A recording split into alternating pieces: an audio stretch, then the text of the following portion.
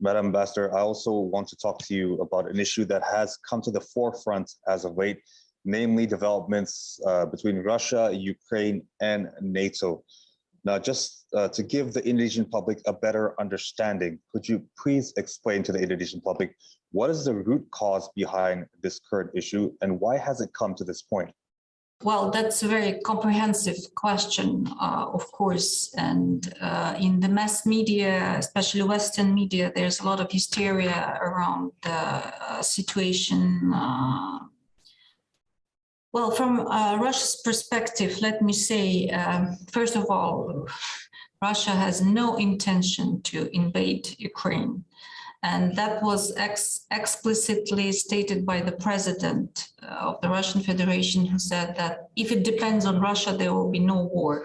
And let me assure you that Russia will be the last country in the world to want war. We've learned our lessons during World War II. It was a great tragedy for our country. We lost 27 million lives in that terrible war, and we don't have any intention to instigate another war, be it small or big, in Europe. So that's the first thing I would like to point out. As for what is going on, actually there are two different stories. First of all, between Russia and NATO. After the collapse of the Soviet Union in 1991, we had a gentleman agreement with NATO because the organization of the Warsaw Pact was dissoluted.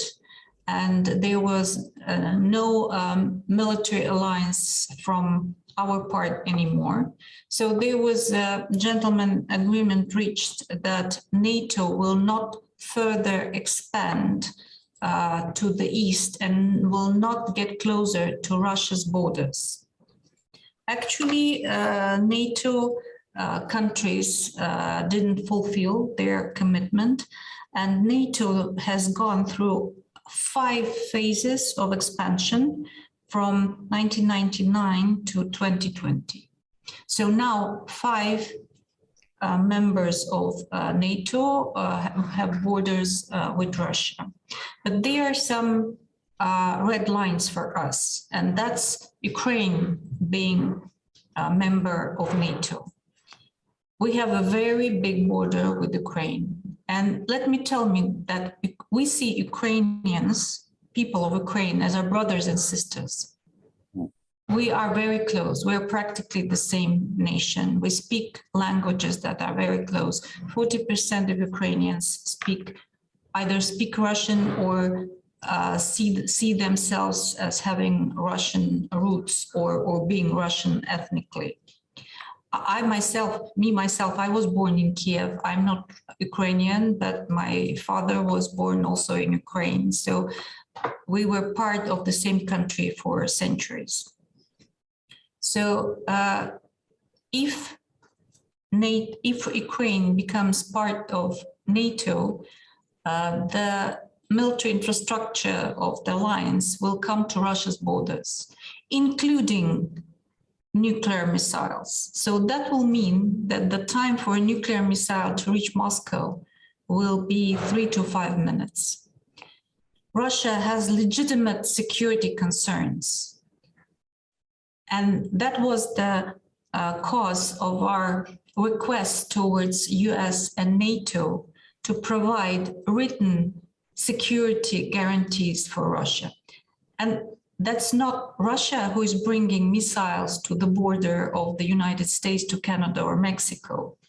It is the United States and NATO that are bringing their military infrastructure to Russia's borders.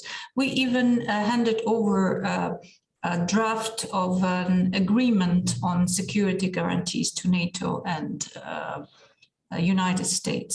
We want an agreement. We want something on the paper, because we know from practice that these gentlemen agreements in, just verbally, they don't work. And nobody can deny that any country has the right for its security to be ensured. And that's the concept of indivisible security that we're trying to promote, that every country has the right to its security be ensured, be it small or big. Also, no one can ensure its own security at the detriment of security of other countries. That's our position, and we're open for dialogue and consultation, and the whole world have witnessed that we are ready to talk to everybody. On Ukraine, actually, we don't have issues with Ukraine. We don't have a dispute with Ukraine as such, because basically what the world know, or the world is talking about, are two main topics. Crimea. Crimea is an issue that is closed. Crimea came back to Russia in 2018, and it's the end of the story. It will never go back to Ukraine, because for centuries Crimea has been a Russian territory. It went back to it went to Ukraine in 1956, but at that time it didn't matter because we were part of one country. Now, I just want to ask you, hypothetically, if Ukraine joins NATO, if they do, what kind of issues does Russia foresee in regards to Crimea? Well, whether Ukraine joins NATO or not, Crimea will remain Russian. It's our position, and it's not only the position of the government of Russia, but it's the will of the people of Crimea. They don't want to go back to Ukraine. They see themselves as Russians and part of Russia. It was not shown in the Western mainstream media, but when the decision has been taken by Russia that Crimea will go back to Russia, there were huge celebration in Crimea. People were in the streets, were crying with joy. And that are the images that are hard to forget for Russians. Prior to this, you said that Russia has repeatedly said they have no intention of invading Ukraine. But just to further clarify to the public, especially in Indonesia, maybe explain, why are there over 100,000 Russian troops, on the border with Ukraine? Well,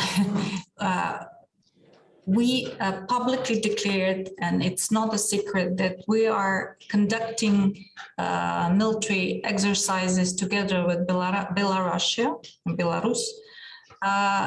But the key information is that all our troops are inside our territory.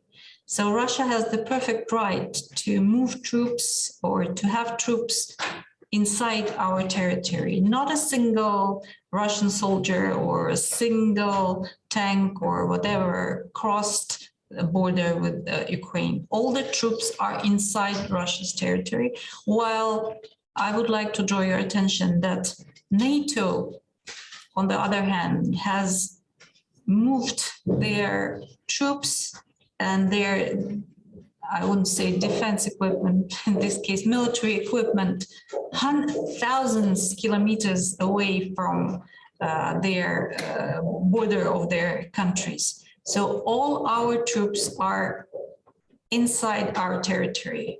Yes, we are having military exercises with Belarus, but we also had Navy exercises with ASEAN. We're not threatening anyone. We're keeping our troops inside our territory. Right. So, as you affirmed just now, Russia has no intention to invade Ukraine. There's no intention to escalate conflict on the military side. That's what you're saying. Yes, absolutely.